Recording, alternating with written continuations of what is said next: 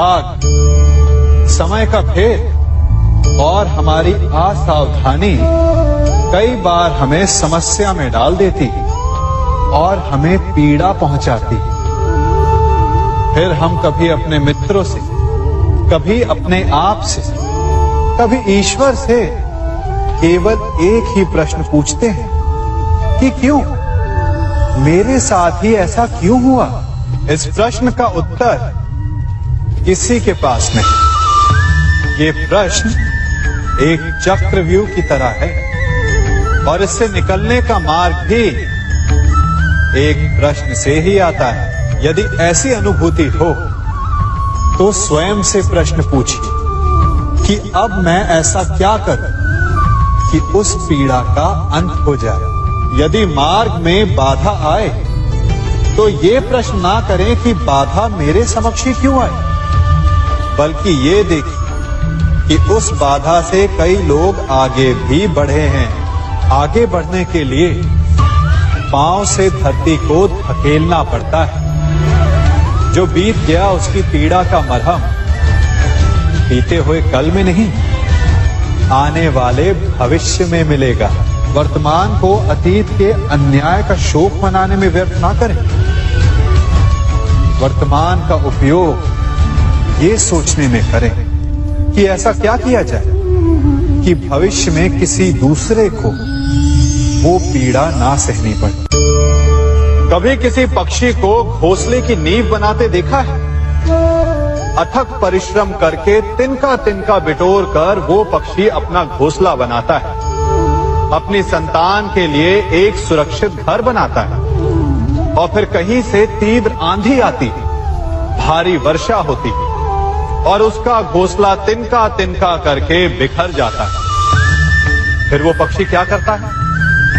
वो रोता नहीं, ना ही विलाप करता है। वो बिना विलंब करे फिर से अपना घोंसला बनाना प्रारंभ कर देता है और सफलता पाता है। फिर हम क्यों छोटी छोटी असफलता से भयभीत होकर परिश्रम करना छोड़ देते हैं?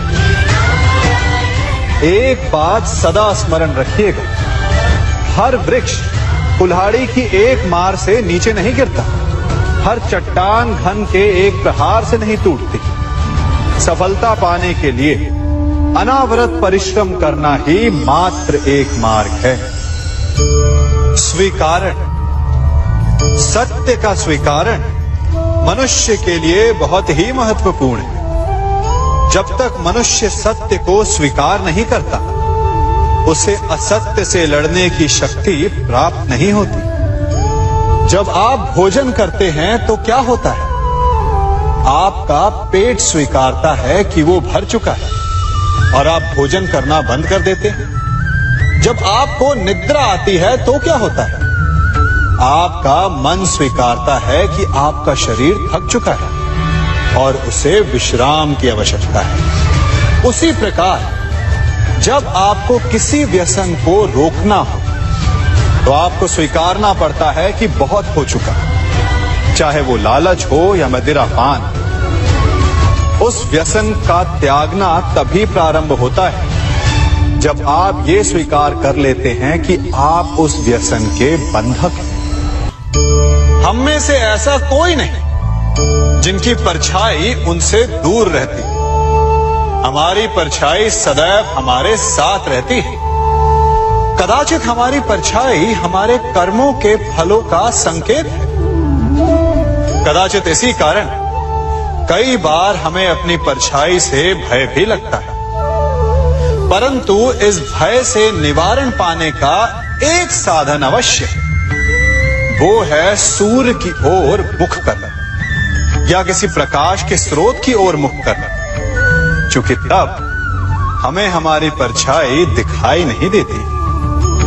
यदि इसे जीवन के संदर्भ में देखें तो ये प्रकाश का स्रोत शुभ कर्मों की चेतना है। यदि आपके मन में शुभ कर्म करने की इच्छा है तो आपको कभी भी अपने कर्मों के फल का भय नहीं होगा, क्योंकि यदि आपका मन शुद्ध होगा तो आपके कर्म शुद्ध होंगे और शुद्ध कर्मों का फल कभी अशुद्ध नहीं हो सकता।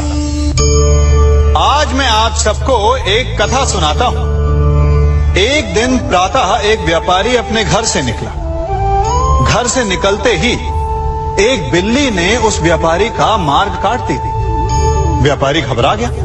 वो फिर से घर लौट गया और शुभ घड़ी की प्रतीक्षा करने लगा।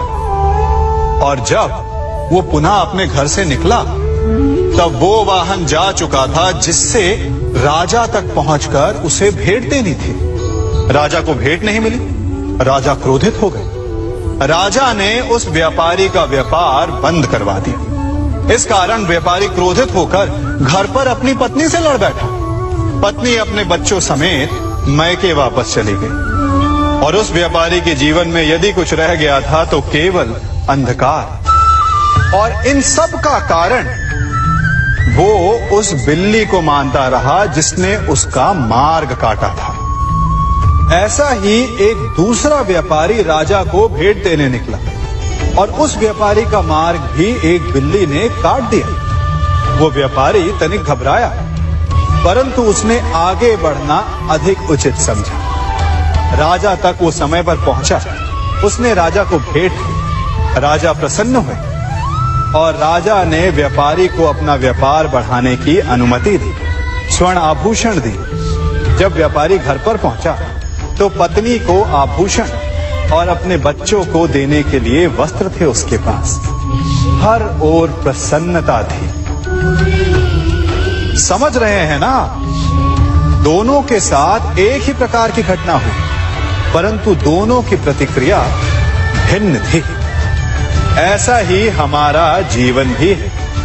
हमारे जीवन में प्रारब्ध का अपना स्थान है, परंतु उससे कई अधिक महत्वपूर्ण हमारी प्रतिक्रिया, हमारे सोच का प्रभाव है। क्योंकि यही हमारे जीवन को आकार देते हैं। इसलिए अपनी सोच को सकारात्मक रखिए। आपका जीवन सदैव आनंदमय रहेगा। आप इन दो पात्रों को देख रहे हैं। मेरे इस पात्र में जल है और ये पात्र मिष्ठान से भरा हुआ है। दोनों ही पात्र भरे हैं, परंतु देखिए, मिश्री को जल में मिला दिया। जल ने मिश्री को अपना लिया। मिश्री ने अपना अस्तित्व खो दिया, परंतु जल को अभिमान है कि उसका अस्तित्व अभी भी बना हुआ है। परंतु जो इस जल को चखेगा उसे अवश्य पता चल जाएगा कि ये जल अब वो जल नहीं रहा, ये अब शरबत बन गया। हमारा त्याग, हमारे बलिदान भी ऐसे ही होते हैं। जो इस बात को अनुभव करते हैं वो समझ सकते हैं कि कैसे हमने समय की धारा को बदल दिया। जो बलिदान देते हैं उनका अस्तित्व कभी नष्ट नहीं होता, अपितु उनका बलिदान संसार में कुछ ना कुछ परिवर्तन अवश्य लाता है। हम सभी कभी न कभी, कहीं न कहीं अपने जीवन में यात्रा अवश्य करते हैं। हमारी यात्रा में कभी पक्के रास्ते आते हैं तो कभी कच्चे रास्ते। पक्के रास्ते मनुष्य बनाता है और कच्चे रास्ते जानते हैं कैसे बनते हैं? चलते चलते बन जाते हैं। जब लोग एक स्थान से जाते हैं तो पैरों के दबाव से नीचे की घास कुचल जाती है। बार बार उस मार्ग से जाने से धीरे धीरे मार्ग स्वतः ही बन जाता है। और यही जीवन है, यही नियति है। जब आपके जीवन में आपको मार्ग ना मिले तो रुकिए नहीं, आगे बढ़ते रहिए और आपके पैरों के दबाव से मार्ग स्वतः ही बन जाएगा। हम सभी अपने जीवन में सफलता चाहते हैं, है ना? उसके लिए हम रात दिन परिश्रम करते हैं, कड़ी मेहनत करते हैं, परंतु फिर भी असफल हो जाते हैं। परंतु ऐसा क्यों होता है? कभी सोचा आप सबने? क्योंकि सफलता पाने का मंत्र बड़ा कठिन नहीं, बड़ा सरल है।